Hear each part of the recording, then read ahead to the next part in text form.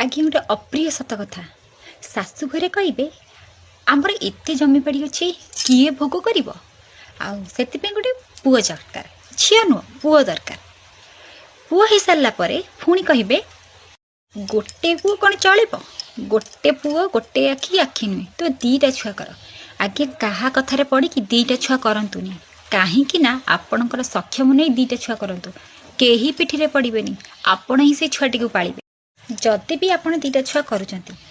जो शशुर धन संपत्ति सीटा कौन आपण होटा झील मैंने माड़ बसबे तो आपण छुआ पाइबे कौन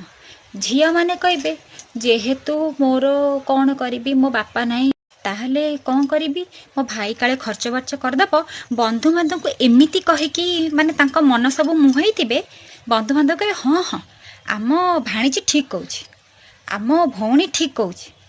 आम झील ठीक कौच काले ता भाई झील खर्च करदेव ता शशुर घर नहीं पुरेदेव ता घर संसार करनी तो आम से पैसा को आम हाथ में आम माँ घर आगमना चिंता करूँ भौणी मैंने जो यही सब कांड कारनामा करुँच आपण मैंने किए किए ए मत अच्छा मत कहतु आज्ञा मुझे कहूनी सब भौणी भूल किसी सब भौणी भूल नुह कि भौणी भी भल अच्छा तो जमीती सम्मान सेमिति व्यवहार जदि मो कथा आपण मानक खराब लगी मत क्षमा करदेवे मु आजिका जेनेरेशन को लेकिन कहूँ।